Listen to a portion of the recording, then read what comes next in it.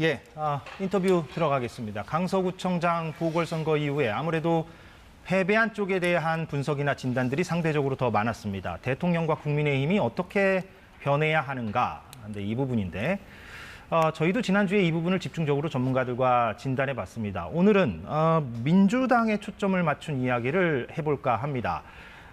국민의힘보다 민주당이 지금 오히려 더 위기다.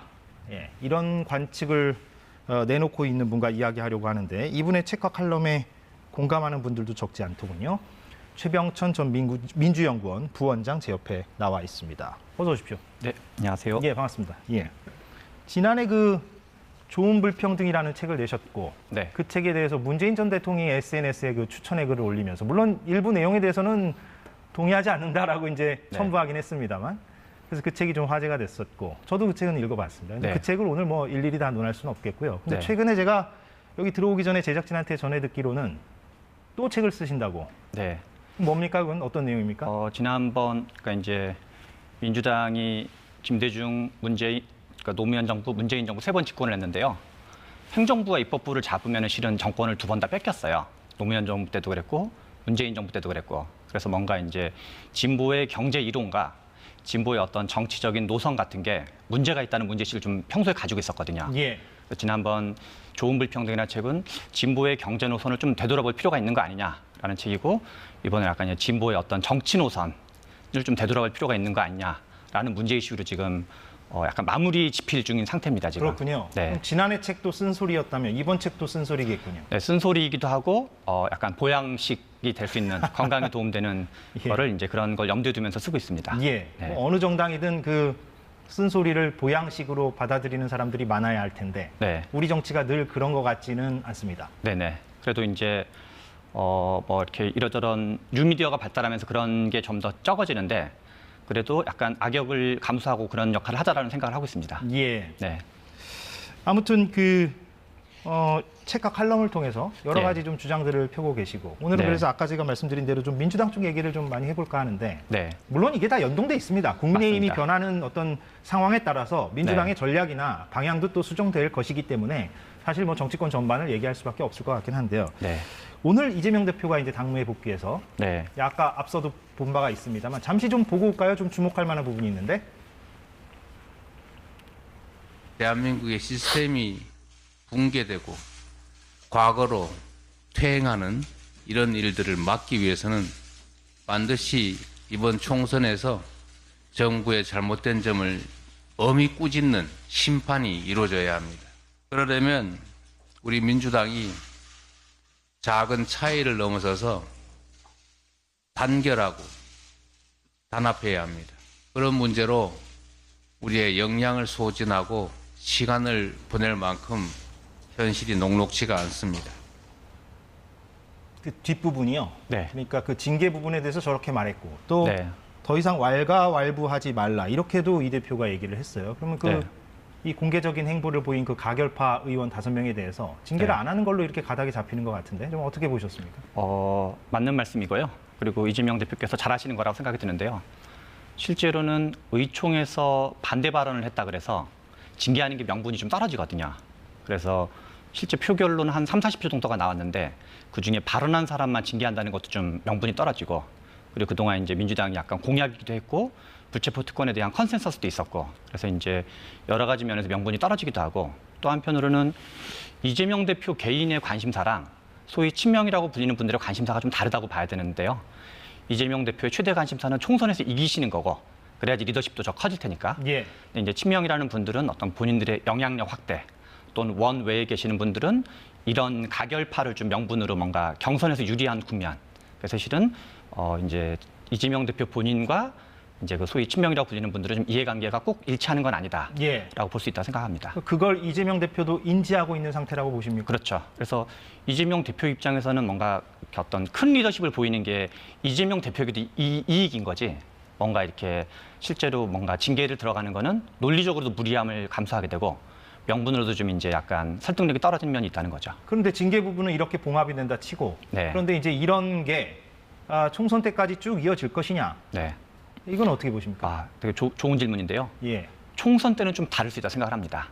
어떤 근데 이제 의미입니까? 총선 때는 이게 우리가 이제 정치라는 게 절반은 내부의 어떤 권력 투쟁 성격을 갖게 되고 절반은 이제 외부의 권력 투쟁을 갖게 되는 게 동서고금을 막론한 어떤 이제 인지상정인데요. 예. 그런 의미에서 이재명 대표나 소위 말한 친명 쪽 분들이 좀 더 뭔가 이렇게 세를 늘리고 싶은 거는 어떻게 보면 이제 그 정당한 요구이기도 한 건데 그 과정에서 그 자체는 정당한데 어떤 방식이 될지 좀 이제 무리한 방식이 될지 약간 이제 순리에 맞는 방식이 될지 그거는 좀 더 지켜봐야 될 것 같습니다. 지금 판단하기엔 좀 이르다. 그렇죠. 예. 왜냐하면 이제 공천 과정에서 이러저런 불이익을 준다든가 아니면 뭐 평가를 한다든가 그런 방식이나 아니면 이제 좀 뭔가 이렇게 우리가 어느 정도는 이해가 가능하다고 생각을 하거든요. 예. 아무래도 이제 좀 자기 쪽에 우호적인 걸 넣는 거는 좀 불가피한 거니까.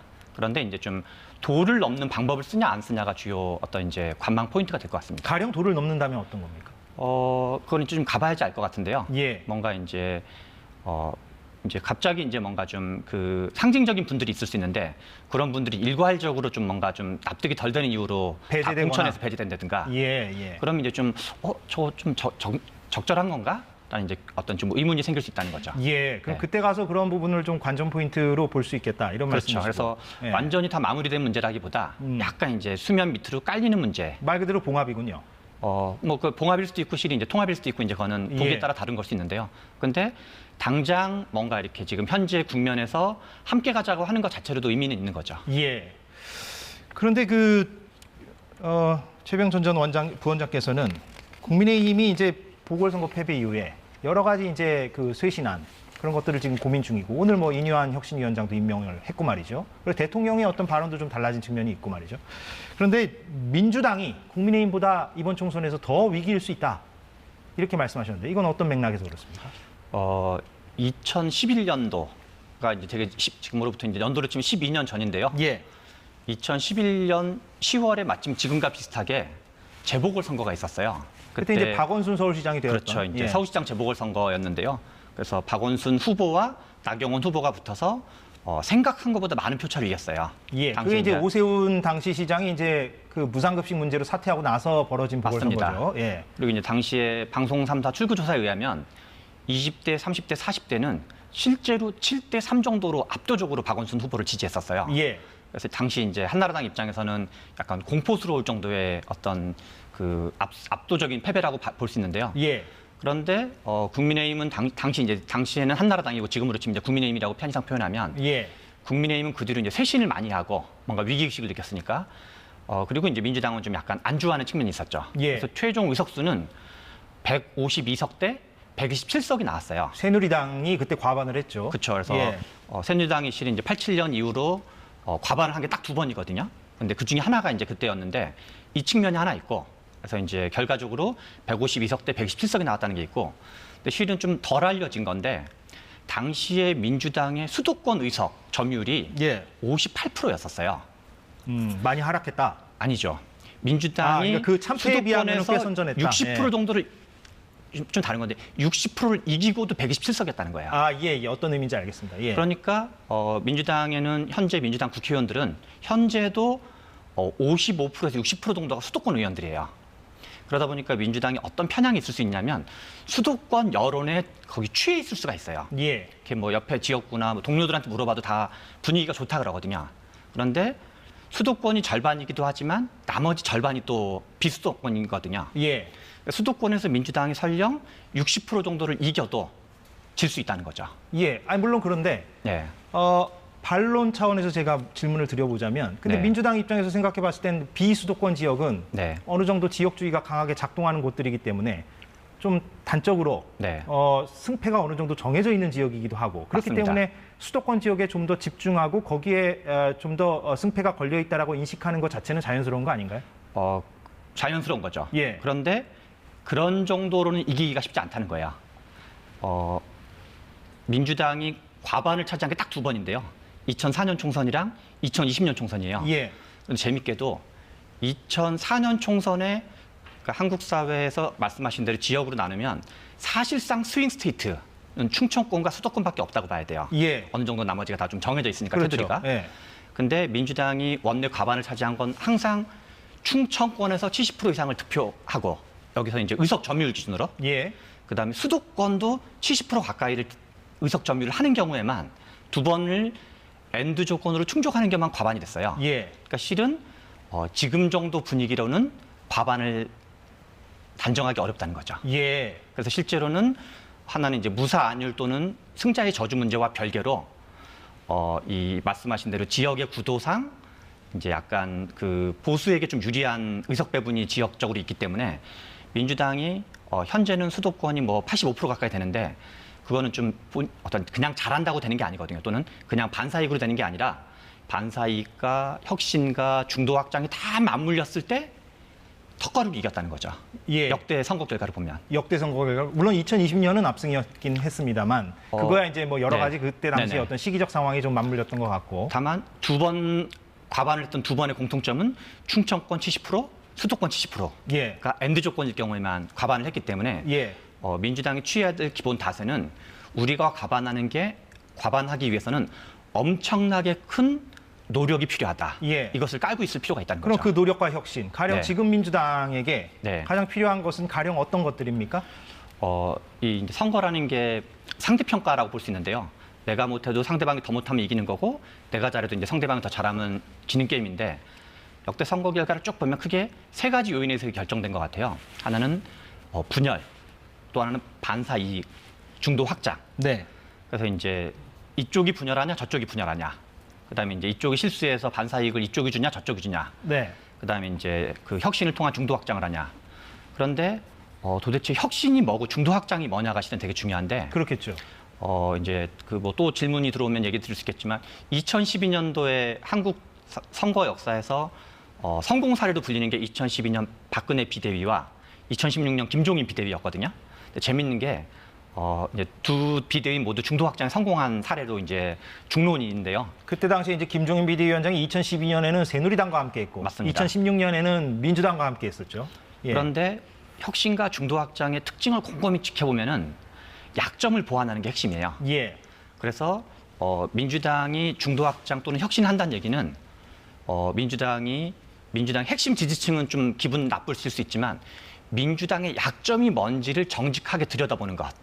거기에서 이제 시작할 필요가 있다는 거죠. 이른바 노선 정립을 다시 해야 된다. 그렇게 제가 받아들이면 되겠습니까? 그거보다는 좀 더 포괄적이라 생각을 하는데요. 예. 설명을 마저 해주십시오. 어떤 게 필요하다고 보십니까? 우리가 이제 지금 국민의힘 혁신위원회나 민주당 혁신위원회가 성공하기 어렵다고 보는 이유가 뭐냐면 정치라는 건 결국 사람이 하는 거기 때문에 세 가지가 다 필요하다고 생각을 해요. 하나는 리더십의 혁신이 필요하면 이제 어떤 교체 같은 걸 포함해가지고 네. 두 번째는 이제 아무래도 총선이라는 공간은 결국 국회의원 숫자가 어떤 사람인지 중요하기 때문에 어떤 인물을 어떤 공천의 핵심으로 간주할 거냐 이게 두 번째로 중요하고 그래서 리더십은 이제 전체를 총괄하는 어떤 전체 리더십 그다음에 이제 어떤 공천 세 번째는 이제 어떤 그 당에서 보여지는 정책 노선으로 느껴지는 일종에서 리더십의 혁신, 인물의 혁신, 정책의 혁신 세 가지가 다 맞물릴 때만 국민들이 보기에 와 정말 변화하려고 하는 거구나 하면서 이제 마음을 열 수가 있다는 거죠. 예. 그래서 이 중에 한두 가지만 해서는 안 되고. 그럼 민주당은 지금 그 세 가지 항목 가운데 네.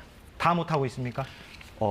이제 그거는 아직 많이 남았으니까 예. 미리 예단할 필요는 없는데 윤석열 정부에 대해서 나름 불만을 가진 국민들이 꽤 많이 있었거든요. 그런데 조사 방식에 따라 좀 다르긴 하지만 전화 면접 조사를 기준으로 할 경우 정당 지지율에서 민주당이 앞선 경우가 거의 없었어요. 예, 거의 뭐 한 비슷하죠. 1년 반 예. 가까이. 예. 비슷하긴 한데 살짝 뒤처지는 게 좀 더 다수의 여론조사의 어떤 흐름이었거든요. 그러면 윤석열 정부의 비판적인 국민들은 훨씬 많은데 한 뭐 60%를 넘는데 왜 민주당은 정당 지지율에 뒤지고 있었을까?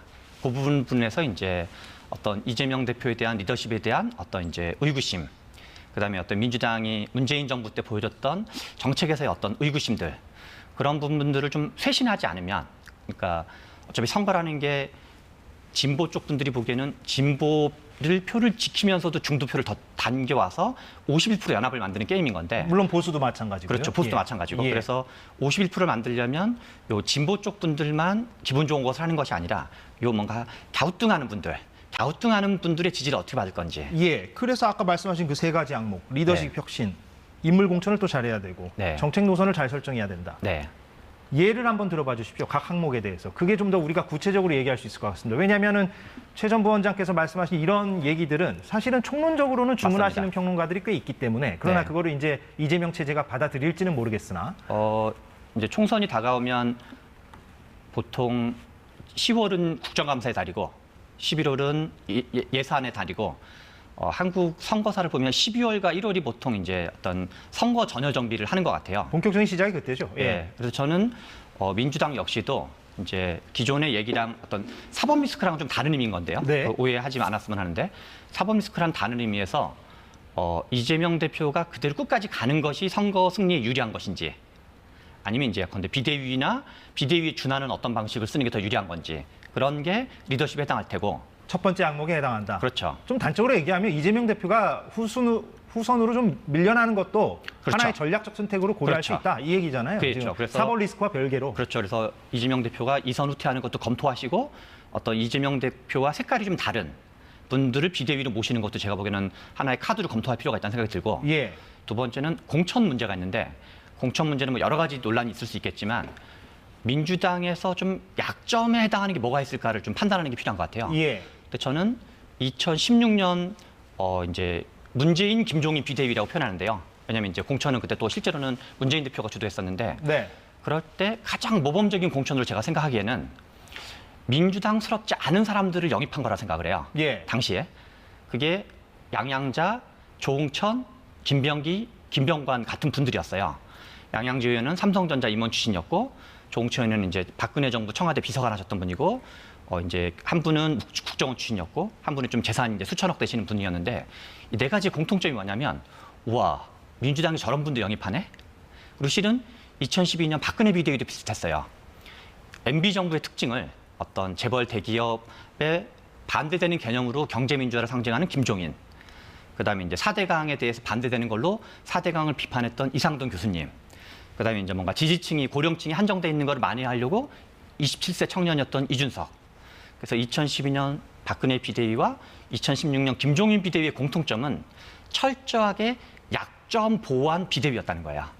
그런 의미에서 전통 지지층의 지지는 유지하되 약점을 냉정하게 진단해서 영입하는 게 필요한데 만약에 저는 만약에 제가 뭐 민주당이 어떤 전략에 관여하겠다 그러면 저는 대기업 임원 공천 같은 거 추진하겠어요. 이번 총선에서. 예, 이제 예. 민주당이 약간 다소 억울한 점도 있고 또 뭐 미스해서 한 건 있지만 민주당이 약간 혹시 좀 반기업 정당 아니야?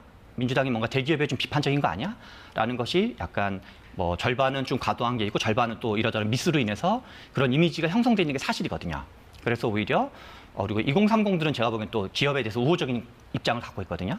그래서 2030 표를 땡기기 위해서 2030을 공천하는 게 중요한 게 아니라 2030이 중요하게 생각하는 걸 반응하는 게 더 중요한 건데 그게 가령 대기업 임원들 같은 사람들을 그렇죠. 그래서 영입하는 뭐 것이다. 삼성전자, 뭐 현대차, LG, SK 뭐 이런 어떤 그 글로벌 대기업 그러면 글로벌 대기업이 무슨 사라져야 될 존재도 아니고 한국 경제 주축인 건 명백하고 예. 물론 우리가 뭐 중소기업이라든가 스타트업도 중요하지만 그런 식으로 글로벌 대기업의 임원을 영입하거나 아니면 그 혁신형 스타트업의 분들을 그런 분들 좀 물색해서 지금부터 물색해서 그런 분들을 한 당선권에 한 30여 명 정도를 공천하면 야 민주당이 진보적 가치도 갖고 있지만 그런 기업에 대한 성장이나 경제 문제에 대한 관심도 장난이 아니구나라고 하면서 오히려 분위기를 쇄신할 수 있다는 거죠. 예. 그래서 근데 방금 말한 것도 결국은 민주당의 약점이 무엇인지에 대한 진단과 연동되어 있는 거죠. 예.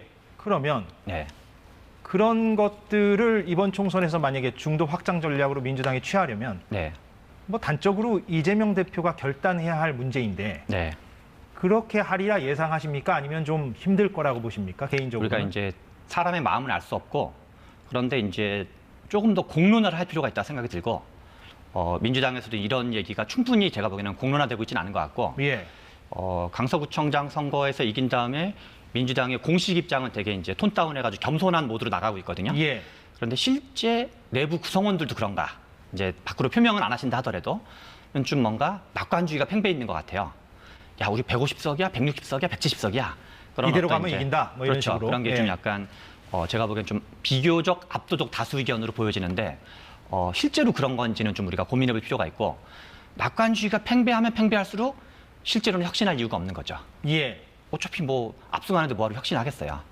그래서 이제 그거는 뭔가 이렇게 이러저런 이모저모를 좀 낙관적인 요소와 비관적 요소를 좀 보면서 그래서 그런 거가 좀 더 공론화된다면 이재명 대표도 제가 보기엔 검토할 수 있는 카드 중에 하나 아닌가. 왜냐하면 이재명 대표의 최대 관심사나 어떤 이 관점에서 봤을 때도 민주당이 이기는 게 가장 중요한 거거든요. 물론 그래야 이제 대권의 그렇죠. 문이 열리는 거니까. 그래서 예. 그런 문제를 차분히 이제 전제를 해가지고 공론하는 작업을 거친다면 이재명 대표 입장에서 제가 보기엔 충분히 검토할 수 있는 카드 중에 하나가 아닌가라는 생각을 합니다. 예, 그래서 아까 이제 승자의 저주 이른바 네. 그런 측면에서 본다면 이번 보궐선거의 패배가 국민의힘 입장에서는 어떻게 보면 혁신의 계기가 될 수도 있고 여러 가지로 어떤 전환점을 모색할 수 있는 네. 그런 분기점이 될 수도 있는데 어떻게 일단 오늘 얘기부터 해보죠. 오늘 그 혁신위원장 인유한 교수가 이제 임명이 됐는데 혁신위에 대해서는 좀 회의론도 그동안 많았고요. 네. 좀 어떻게 보십니까? 국민의힘 얘기로 자연스럽게 좀 넘어가는데. 한국 정치사에서 혁신을 좀 하기 싫을 때 만드는 게 혁신위원회고 혁신을 좀 하려고 만들 게 보통 비대위예요. 예. 왜 그러냐면 정치에서 70 내지 90%는 리더십 관련된 문제인 경우가 거의 대부분이에요. 우리가 뭐 제도를 강조하는 분들도 있지만 리더십을 바꾸지 않고 혁신한다는 경우가 실은 생각만큼 쉽지가 않거든요. 그런데 보통 그래서 정치권에서 혁신위원회라는 건 왜 혁신에 대한 압박은 엄청 많은데 또 안 하자니 뭐하고 하자니 뭐하고 그런 어떤 바운더리가 정해져 있는 뭐랄까 이렇게 테두리 내에서 혁신이라고 그럴까요? 그런 게 혁신위원회가 일반적이거든요. 그래서 실제로 혁신위원회가 성공한 적이 거의 없어요. 방금 말한 원리 때문에 그런 거거든요. 그래서 강서구청장 선거가 국민의힘이 약간 참패를 한 이유는 한국 정치사에서 재보궐선거 원인 제공자를 다시 공천한 거는 어떻게 보면 이제 해방 이후 처음 있는 예, 일이거든요. 전례가 없었죠. 전례가 예. 없는 일이거든요. 그리고 이제 홍범도 장군 이전 같은 거는 보수 쪽 분들이 보기에도 약간 좀 뜨아한 일이거든요. 예. 그래서 오히려 그런 거에서 어떤 윤석열 대통령이 변화된 모습을 흉상 이전을 중단하겠다든가 이런 어떤 이제 뭔가 몸으로 실천으로 발로 보여지는 건 아직 안 보이고 뭔가 약간 좀 아직은 레토릭 국민들은 옳다고 하지만 실제로는 국민들이 옳은 것에 수용한 건 아직은 없는 거거든요. 그런 의미에서 그리고 또 하나는 이제 하태경 의원이 이제 혁신위원장을 제안하면 받을 의사가 있다 이런 걸 했는데 실제로는 이제 무산이 됐죠. 이제 당에서는 받을 의사가 없는 거거든요. 예, 거기서도 그런 하나 것 이제 같습니다. 약간 예. 리트머스 시험지라 그럴까요? 그런 걸로 보여진다는 거죠. 그러면 아까 말씀하신 그런 대통령의 국정기조 전환 네. 그 부분은 어떻게 예상하십니까? 물론 이제 다른 언어들이 지금 나오고 있어서 네. 보궐선거 패배 이후에 네. 실제 대통령의 어떤 그런 기조 전환, 노선 전환이 있을 거로 보십니까? 이제 그것도 결국 사람 마음이어가지고 뭐 이제 단정으로 할 수는 예. 없을 텐데요. 현재까지 보여지는 걸로서는 레토릭 수준에 머물러 있으신 것 같다. 네. 그러니까 그 전에는 물론 말이라도 하는 것도 의미가 있긴 합니다. 그런데 어떤 행동, 실천. 아까 가령 홍범도 장군 흉상 같은 경우를 예시로 드셨는데. 그렇죠. 우리가 이제 지지율이 오르는 경우는 제가 보기에는 기대치 대비 실제치가 변동하면 지지율이 오르는 거거든요.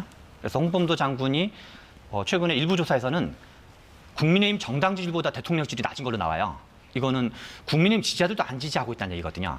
그러니까 좀 약간 뜨아한 거거든요. 예. 그래서 오히려 대통령이 뭔가 좀 변화를 보여야 되는데 아직까지는 그런 모습이 별로 안 보이고 있다. 그 연말 연초 이제 정기 개편 가능성에 대해서 네. 이제 최병천 전 부원장께서도 네. 김한길 역할론에 대해서 쓰신 바가 있는데 그런데 공교롭게 오늘 김한길 국민통합위원장이 이렇게 얘기를 했어요. 네.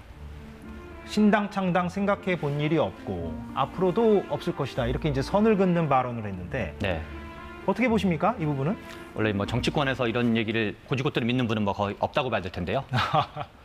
큰 틀에서는 이제 그 강서구청장 선거 직후였죠. 직후에 윤석열 대통령께서 대통령실로 불러가지고 내각의 핵심 실세들, 그 정부의 핵심 실세가 그다음에 이제 국민의힘의 핵심 실세인 분들을 90여 명을 모아서 국민통합위원회 같이 만찬을 했었어요. 예. 그래서 이제 저희도 소식을 전했습니다. 그때 예. 힘을 많이 실어줬죠. 엄청나게 김한길 위원장에게. 실어줘가지고 예. 거의 약간 이제 그 뭐랄까 이제 핵심 2인자 같은 느낌을 줄 정도로 이제 힘을 팍 실어줬는데 네. 그런 의미에서 그리고 또 김한길 그 지금 국민통합위원장께서 나름 정치권에 오래 계셨고 그리고 이제 정무적 감각이나 기획 능력에 대해서 어느 정도 이제 그 여의도에서는 인정하고 있다고 봐야 되거든요. 예. 그런 측면에서 제가 보기에는 총선 때 일정한 역할을 하지 않을까.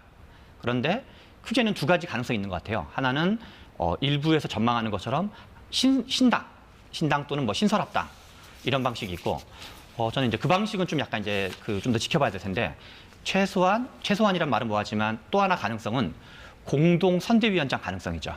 비대위원장까지는 아니더라도. 비대위원장을 뭐 할 수도 있고 안 할 수도 있는 거죠. 예. 왜냐하면 이제 사실상 실권을 갖는 선대위원장과 이제 실권을 갖는 비대위원장은 사실상 동률로 봐야 되기 동률로 때문에. 볼 수 있기 때문에. 그래서 이제 예. 혼자 맡으실 가능성은 높진 않겠지만 원탑은 아니다 하더라도. 그 원탑이 아닌 이유는 가령 그 보수 진영 내에 어떤 반발 여론이 있을 수 있기 때문에 그런 겁니까? 그래서 제가 생각하기에는 하나의 가능성으로 김한길, 한동훈 공동선대위원장 체제도 쓸 수 있는 카드 중에 하나다라는 생각을 하고 있습니다. 예, 그 한동훈 장관을 언급하셨기 때문에 한동훈 장관이 만약에 이번 총선에서 선대위원장이든 네, 아니면은 뭐 그냥 지역구의 후보든 네. 나온다면 그것은 유의미한 변수가 될 걸로 보십니까? 저는 이제 지역구 후보 변수는 아주 크진 않은 것 같아요. 그러니까 파괴력이. 왜냐하면 지역구 후보로 나가면 약간 n분의 1 취급되는 게 좀 불가피한 면이 있고 예, 지역구 후보라는 게 결국 이제 지역을 열심히 돌아다녀야 되거든요. 한동훈 위원장은 지역구에서 뭘 파괴력이 있는 분, 물론 어느 정도는 이제 기본 레벨이 있는 거니까 어떤 정치적 무게감이 있으니까. 그런데 오히려 이 정치적 무게감으로 치면 공동 선대위원장이 좀 더 비중 있게 두는 걸 텐데 이제 정치권에서는 워낙 고관여층들이 많다 보니까 이제 약간 싸움꾼 이미지가 전혀 없진 않은데 특히나 이제 최근에 영장이 기각되면서 예, 그런데 국민의 눈높이에서 보면 약간 신선하다. 정치권스럽지 않은 사람이거든요. 예. 그래서 얼마 전에 아시겠지만 예술의 전당에 잠깐 뭐 예, 간 적이 모습을 있었잖아요. 드러냈죠. 그때 예. 이제 뭐 사진 찍으려고 많은 사람이 있다는 것처럼 약간 셀럽력이 있다 그럴까요? 예, 그런 의미에서 저는 일정한 정도의 어떻게 조화를 맞추는지에 따라서 민주당 입장에서 좀 경계할 필요가 있다. 그리고 하나의 가능성으로 염두에 두면서 민주당에서도 대책을 좀 마련할 필요가 있다 생각을 합니다. 예, 끝으로요. 예, 시간이 거의 다 돼서 근데 이제 신당 변수가 있지 않습니까? 이른바 유승민, 이준석 신당 변수. 네. 예, 이거는 가능성, 현실 가능성과 또 그것의 어떤 파장 어떻게 좀 예상을 하십니까? 저는 이제 유승민, 이준석 두 분이 이제 신당의 뉘앙스를 매우 강하게 풍기는 건 맞는데 실제로 신당 가능성은 비교적 낮다고 생각을 합니다. 아, 그렇습니까? 왜냐하면 이제 예컨대 홍준표 전 대표 같은 경우 이제 무소속으로 출마하셨거든요. 왜냐하면 신당을 만든다는 건 어떤 집단적 의사결정을 하고 집단적으로 움직여야 되거든요. 예, 그래서 이후의 거치에서도 좀 이렇게 움직임이 오히려 자유롭지 못할 수가 있어요. 예, 그런 측면에서 이준석 대표랑 유승민 대표는 좀 다를 수 있는데 이준석 대표 입장에서는 확률적으로는 이제 지금 약간 이제 반 정도는 이제 약간 협박 비슷하게 이제 하는 측면이 있는데 실제로는 무소속 출마 가능성을 좀 더 저는 높게 보고 있습니다. 예. 알겠습니다. 아, 시간이 훌쩍 가서 일단 오늘은 여기서 좀 마무리를 해야 될 것 같습니다. 최병천 전 민주연구원 부원장과 인터뷰 나눠봤습니다. 오늘 고맙습니다. 예, 감사합니다. 네.